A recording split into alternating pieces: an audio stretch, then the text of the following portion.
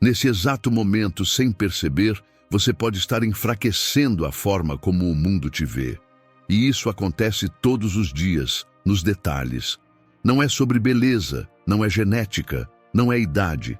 É comportamento repetido, postura diária e escolhas silenciosas que vão moldando sua aparência como um reflexo direto do seu estado interno. Talvez você já tenha sentido isso. Pessoas te tratam diferente, com menos atenção, menos respeito, menos abertura, e você não entende exatamente por quê.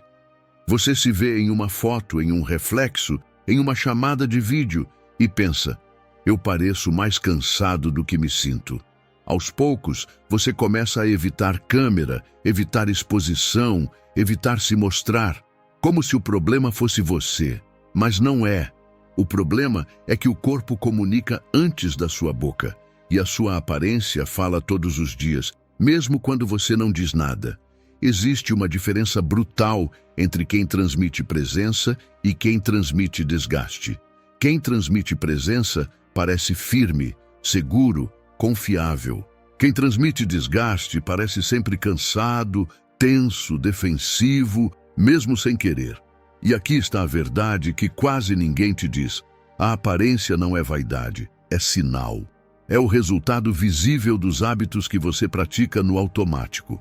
Hoje, você vai entender as 9 coisas silenciosas que destroem sua aparência aos poucos, sem barulho, sem aviso, e como eliminar cada uma delas usando princípios simples, práticos e estoicos, que devolvem controle, presença e respeito. Antes de começar, faça a primeira ação consciente. Comente: eu assumo o controle. Mesmo que você nunca comente, porque quem não age no pequeno, continua preso no mesmo padrão no grande.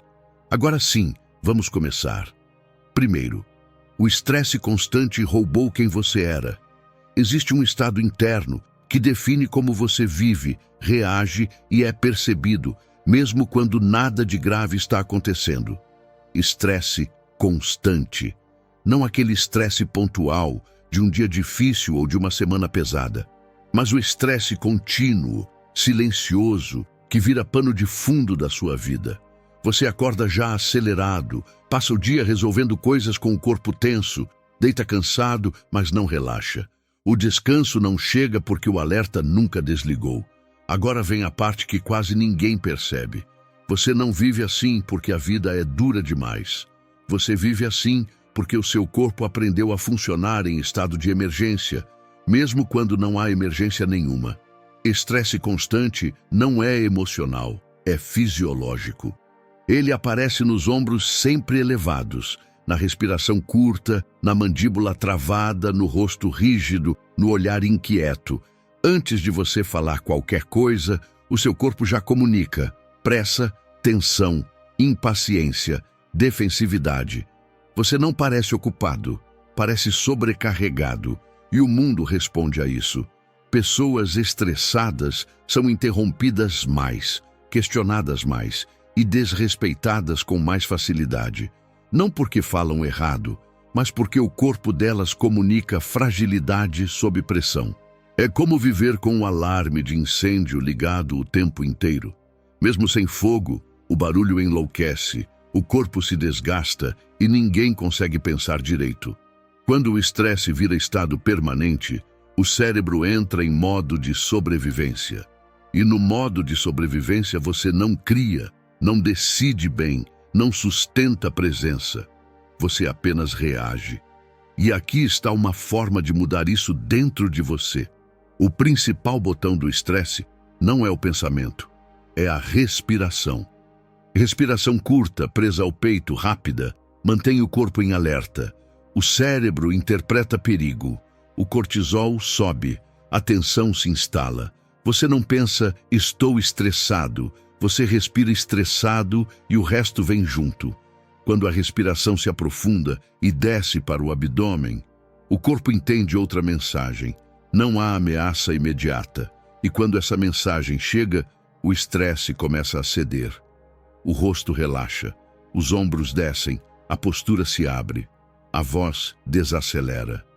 Você passa a ocupar o espaço com calma, firmeza e controle, sem esforço.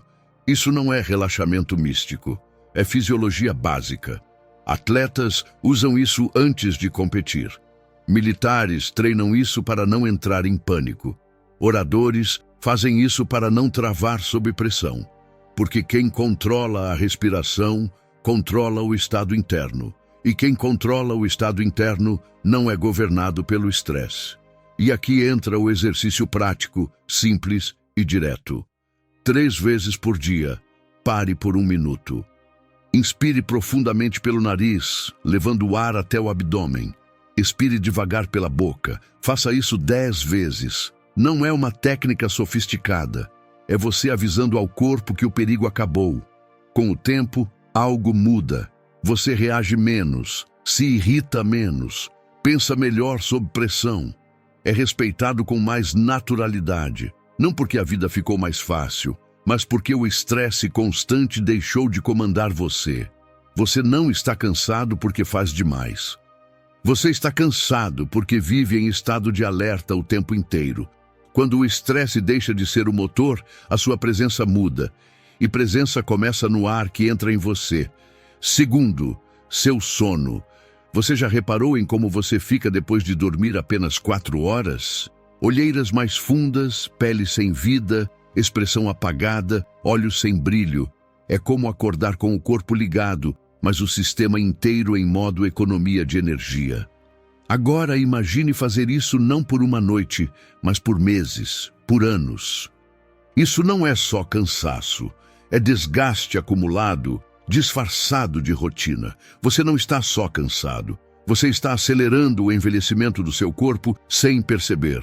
Estudos mostram que uma única noite mal dormida pode adicionar de 5 a 7 anos à sua aparência percebida. Uma noite parece pouco, mas o corpo não calcula em noites, ele calcula em repetição, e repetição cria padrão. O corpo cobra juros, sempre, e sono ruim é dívida de longo prazo. Sêneca, um dos grandes estoicos, era obsessivo com o uso do tempo e incluía o sono como parte essencial da vida bem vivida. Ele dizia: não é que tenhamos pouco tempo de vida, é que desperdiçamos muito dele. Dormir mal é uma das formas mais silenciosas desse desperdício. Você economiza horas à noite e paga com anos de vitalidade depois. Dormir não é preguiça. Dormir é manutenção essencial. Durante o sono, sua pele se regenera, suas células se renovam, seu cérebro organiza memórias, emoções e decisões, e seu rosto literalmente se reconstrói. Privar-se disso é como rodar todos os dias com um carro sem óleo. Ele anda até quebrar, e o corpo funciona do mesmo jeito. Quem dorme mal não quebra de uma vez. Vai se desgastando aos poucos até normalizar o cansaço, a irritação, a falta de foco e a aparência abatida.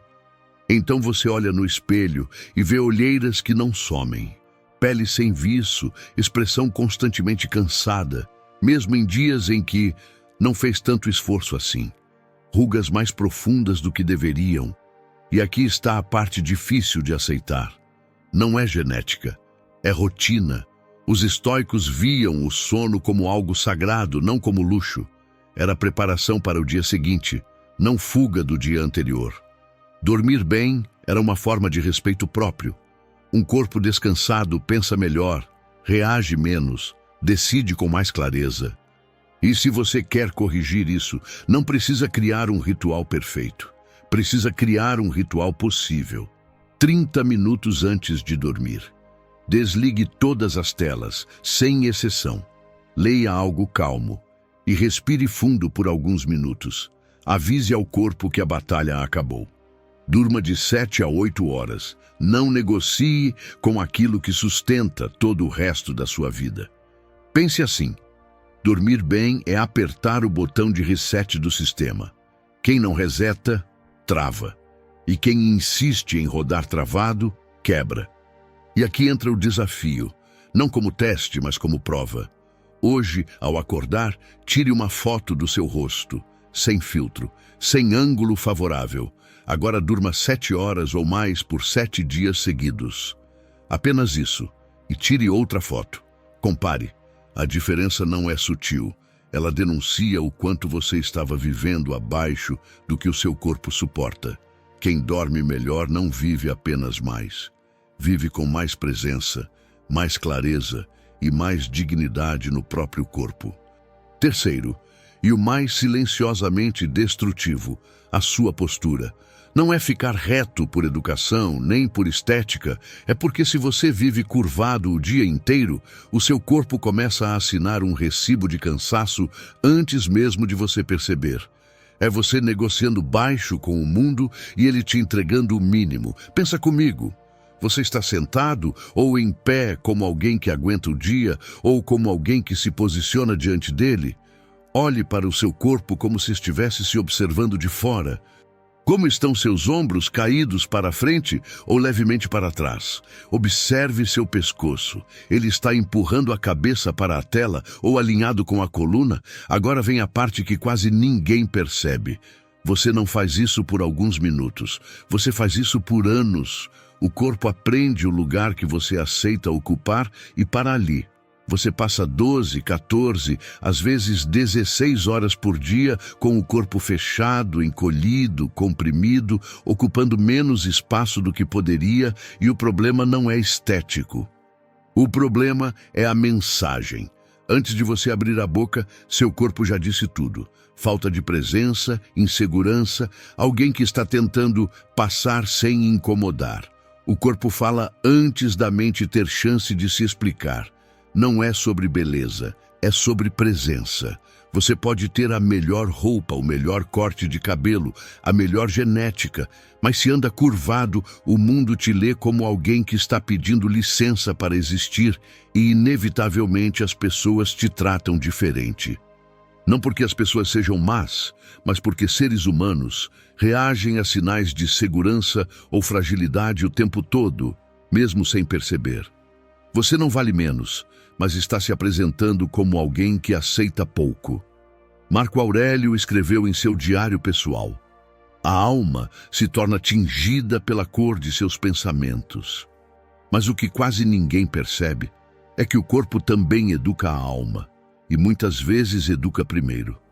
A neurociência confirma isso.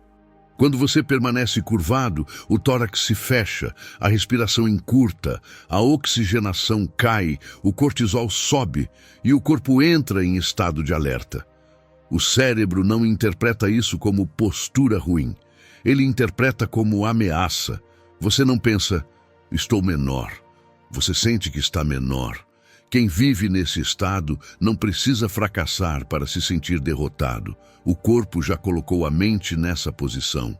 A sua presença chega antes das suas palavras. É como tentar guardar algo valioso dentro de uma caixa amassada. Mesmo cheia, ela nunca parece inteira. A forma não sustenta o conteúdo, e o corpo curvado faz exatamente isso com você. Você pode ter valor, competência e intenção, mas transmite menos do que é, porque a estrutura externa não sustenta a força interna. E aqui está o ponto mais importante. A solução não é força, é consciência repetida. Os estoicos chamavam isso de prosoche, atenção vigilante ao momento presente. Na vida real, isso significa criar pequenos lembretes para não se abandonar ao longo do dia.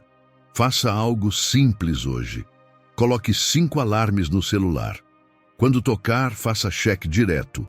Ombros para trás, peito aberto, queixo paralelo ao chão, respiração descendo. Não é pose, é alinhamento. Parece simples, mas não é. Em 5 dias, você vai notar algo curioso. As pessoas te interrompem menos, te escutam mais e respondem diferente, porque presença muda o tom da sala sem você dizer uma palavra.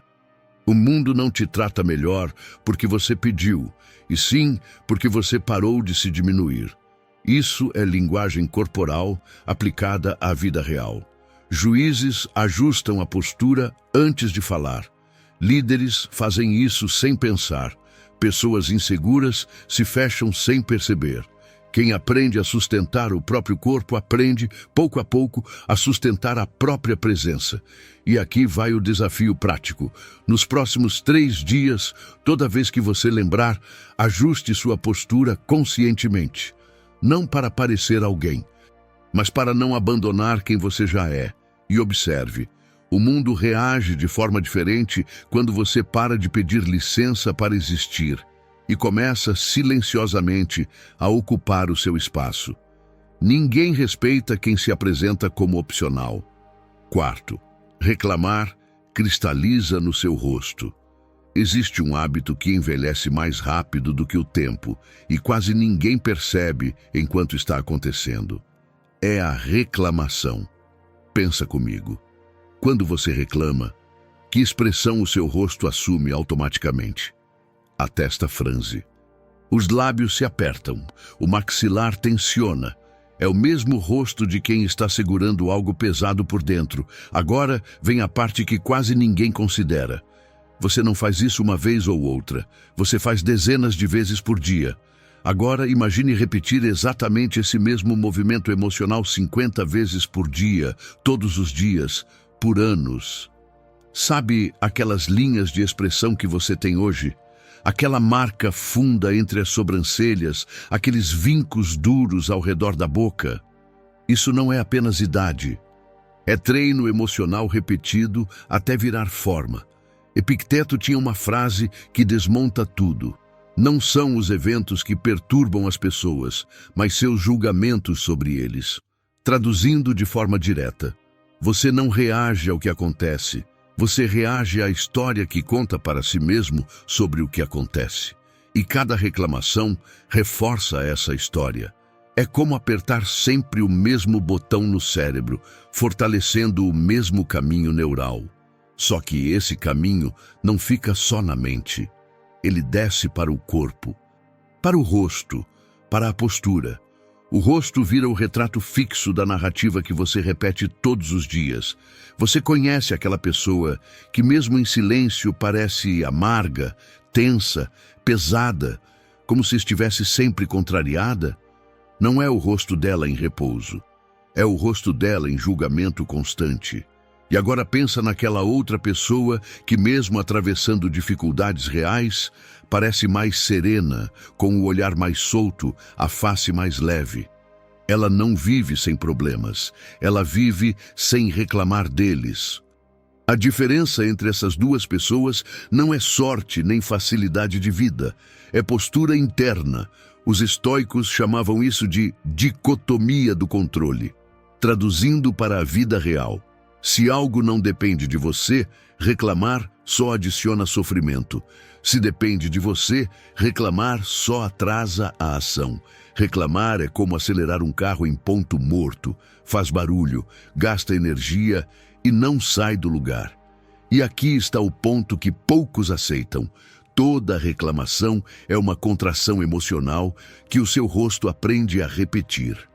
Você está, sem perceber, esculpindo a própria expressão com impaciência, irritação e resistência à realidade. Agora vem a virada prática.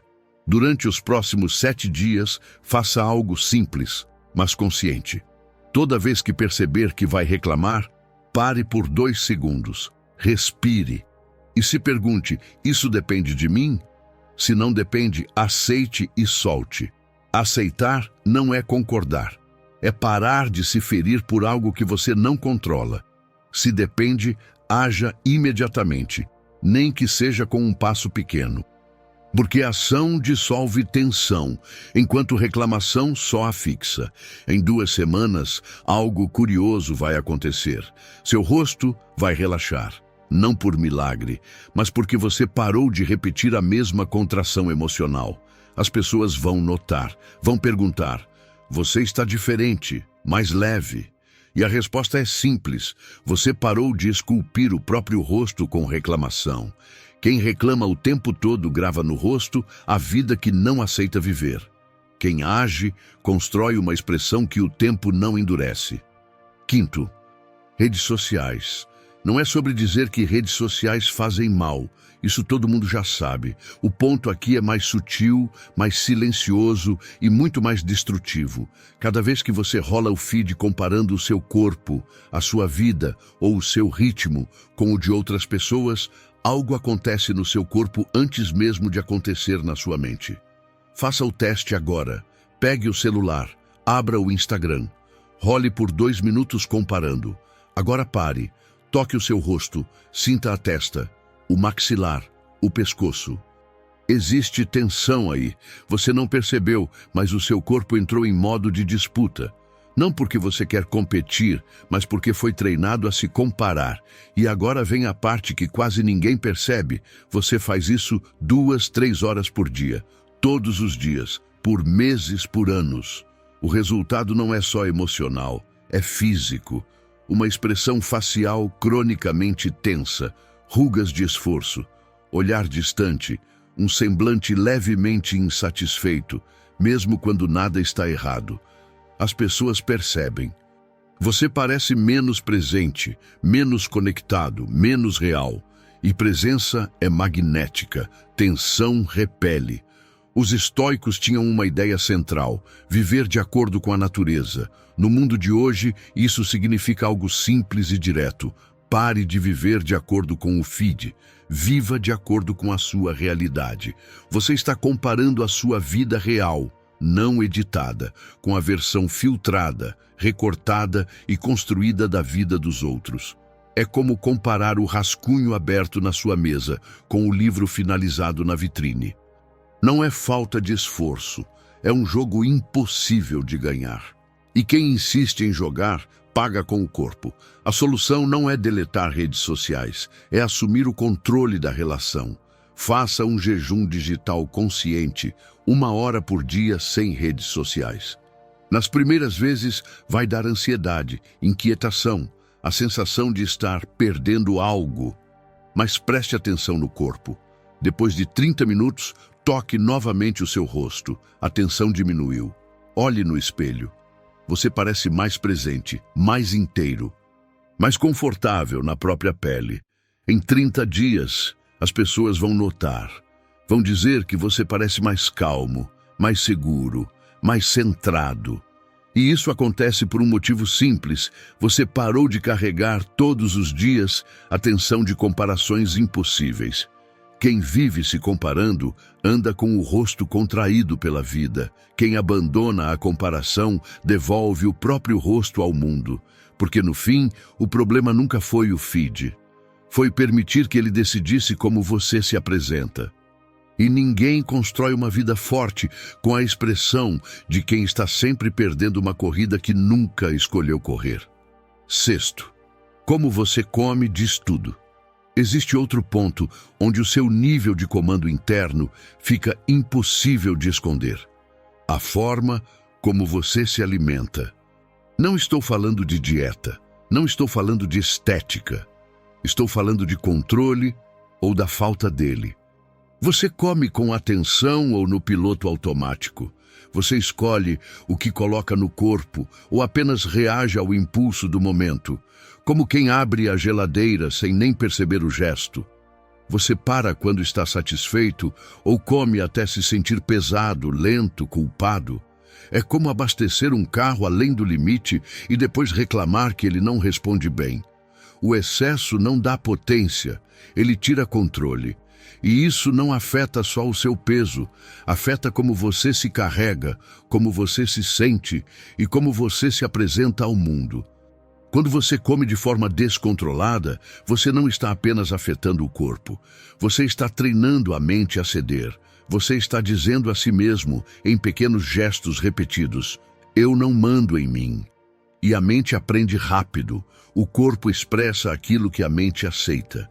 Por isso, a falta de controle na alimentação aparece na postura, na energia, na presença e na forma como você ocupa o próprio espaço.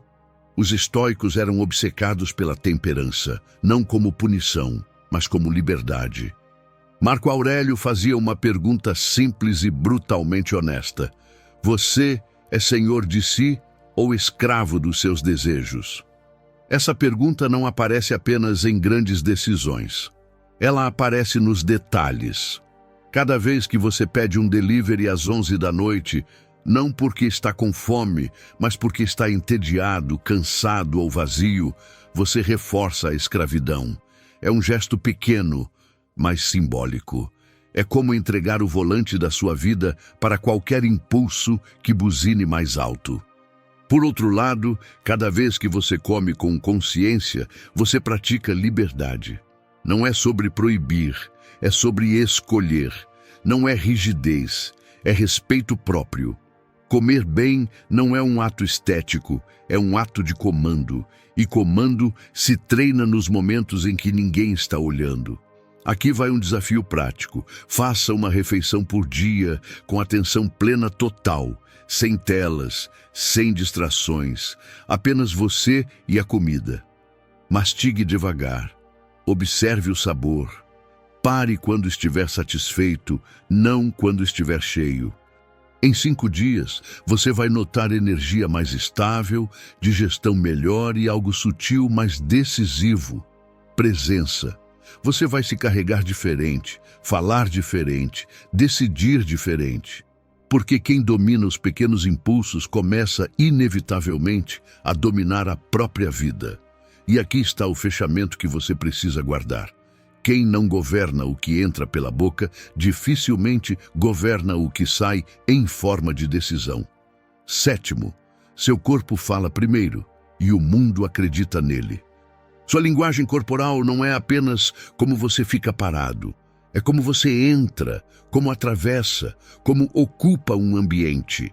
Existe a pessoa que entra numa sala e é percebida imediatamente. E existe a pessoa que entra e parece não existir.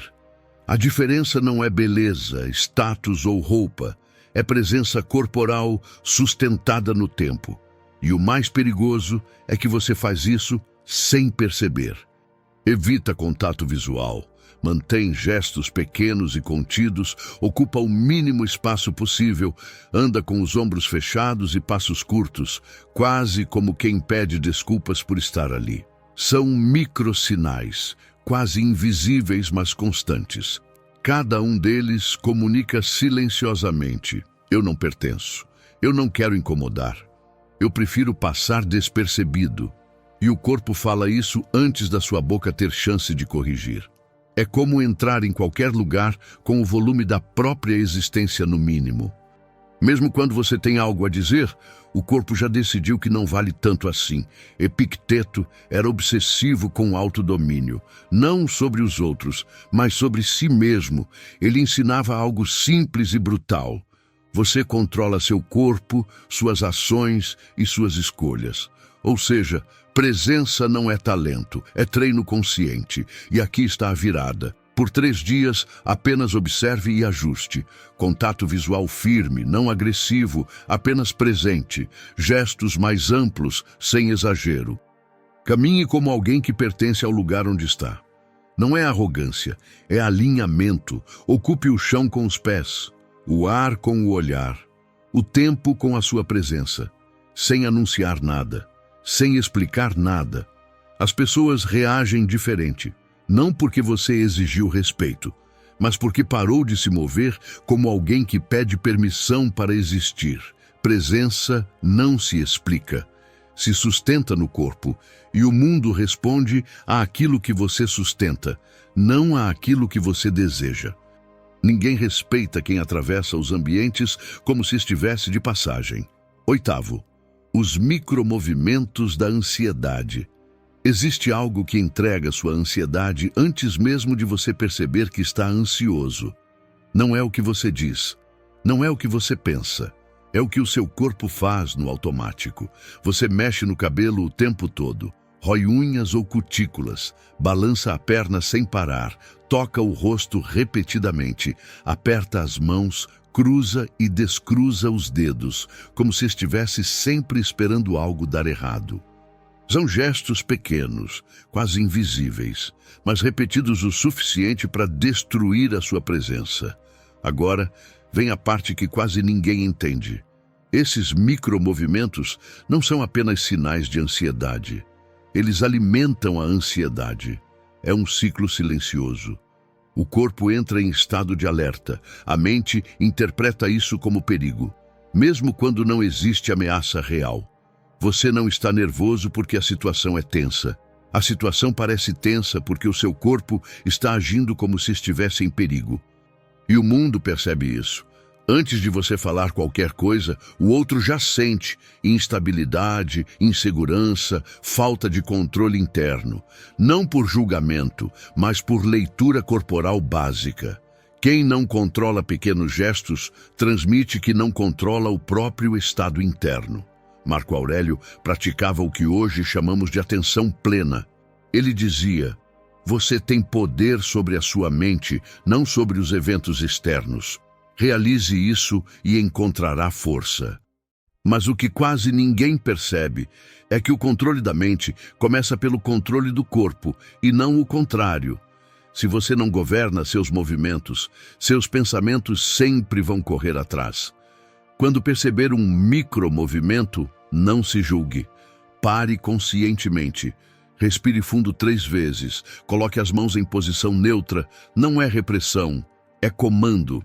Você está dizendo ao seu sistema nervoso: não há perigo agora. Nos próximos 5 dias, faça isso sempre que notar um gesto ansioso. Substitua o movimento por imobilidade consciente e respiração lenta. O efeito é imediato. A ansiedade diminui, a presença aumenta, o olhar fica mais firme. O corpo para de pedir socorro sem necessidade. Quem controla o corpo sinaliza segurança. Quem sinaliza segurança atrai confiança. E aqui está o ponto final, que muita gente nunca aceita. Você não perde autoridade por estar ansioso. Você perde autoridade quando deixa o corpo anunciar ansiedade antes mesmo de você abrir a boca.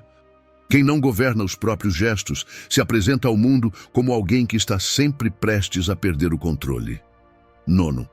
Simples, ignorado e destruidor. Água. Tem algo ainda mais básico e, justamente por isso, mais negligenciado. A água. Você acha que está hidratado? Provavelmente não está. Olhe para o seu rosto, pele ressecada, lábios rachados, olheiras mais profundas, expressão cansada, olhar opaco. Isso não é só cansaço. É o corpo funcionando no limite enquanto você finge que está tudo bem. Agora vem a parte que quase ninguém leva a sério. Estudos mostram que cerca de 75% das pessoas vivem cronicamente desidratadas sem perceber. Não é falta de água, é falta de atenção ao próprio corpo. Você passa o dia inteiro pedindo foco, energia e clareza, mas entrega ao corpo o mínimo necessário para sobreviver, não para funcionar bem. É como tentar rodar com o tanque na reserva e reclamar do desempenho. O corpo cobra, sempre, e a desidratação cobra em silêncio. Menos água significa sangue mais espesso, circulação pior, cérebro mais lento, pele sem viço, músculos rígidos, fadiga constante. Você não perde energia, você vai sendo drenado aos poucos. E o mais perigoso é que isso vira normal. Você se acostuma a viver abaixo do seu nível real. Acha que é idade, rotina, estresse. Não é. É descuido repetido. Os estoicos eram claros sobre isso. Disciplina não era punição. Era autocuidado sistemático. Cuidar do corpo era uma forma de honrar a própria razão. Porque um corpo negligenciado sabota qualquer tentativa de clareza, presença e domínio interno. Água não é detalhe, é estrutura. Sem água suficiente, não existe foco sustentado, não existe boa postura, não existe sono reparador, não existe pele viva, não existe expressão firme. Tudo trava primeiro por dentro. E aqui não tem complexidade. Garrafa de 1 litro, 3 vezes ao dia, sem negociação. Não é meta bonita, é manutenção básica. Em poucos dias, algo muda. A pele responde, os olhos ficam mais vivos, a expressão suaviza, a mente clareia, não porque você fez algo extraordinário, mas porque parou de tratar o próprio corpo como se fosse descartável. E aqui vai a verdade que fecha esse tópico. Seu corpo reflete exatamente o nível de respeito que você pratica por si mesmo. Não o que você diz, não o que você pensa, mas o que você faz todos os dias. Quem não cuida do básico vive pedindo resultado avançado. E a vida não funciona assim. Ninguém constrói força ignorando o essencial. Se você quer se tornar irreconhecível, comece por algo simples. Pare de sobreviver no limite e comece a sustentar o mínimo que o seu corpo exige. Porque quem não se hidrata não está com falta de água, está com falta de prioridade. Deixa eu ser brutalmente honesto com você. Eu nem sempre soube disso. Teve uma fase em que eu evitava câmeras, fugia de eventos sociais, qualquer exposição me drenava. Eu me olhava no espelho e via alguém apagado, cansado, com o olhar vazio, vivendo no modo economia de energia. Dormia 4 ou 5 horas por noite, passava horas rolando redes sociais, comparando minha vida com recortes irreais, reclamava de tudo, como quem tenta aliviar um peso que nunca sai. Comia no piloto automático. Meu corpo não estava falhando. Ele só estava mostrando exatamente como eu estava vivendo por dentro. Até que um dia, eu perdi uma oportunidade importante. Alguém olhou para mim e disse: "Você parece sem energia." Doeu. Doeu porque era verdade. Foi como ouvir em voz alta algo que eu vinha fingindo não ver. Pouco tempo depois, eu me deparei com Marco Aurélio e com uma frase simples: "Nossa vida é o que nossos pensamentos fazem dela." Aquilo encaixou. Eu estava tentando controlar o mundo, me comparar com tudo, preencher minha vida por fora, enquanto vazava por dentro como um balde furado. Então, eu parei de prometer e comecei um experimento real. 30 dias aplicando exatamente esses princípios. Os primeiros dias foram ruins. O silêncio incomodou. A ausência de distração expôs o que eu evitava. Não foi bonito, nem rápido. Foi desconfortável e foi real. Mas em 30 dias, as pessoas começaram a notar. Em 60 eu me reconhecia no espelho. Não alguém perfeito, mas alguém mais presente, mais inteiro, mais acordado. Hoje eu ainda erro, ainda escorrego, mas a diferença é simples. Agora eu percebo na hora e escolho diferente. Antes eu só afundava sem notar. E você pode fazer o mesmo. Não amanhã, não segunda-feira. Agora. 30 dias, sem discurso. Um sistema simples. Postura checada várias vezes ao dia. Sono tratado como prioridade.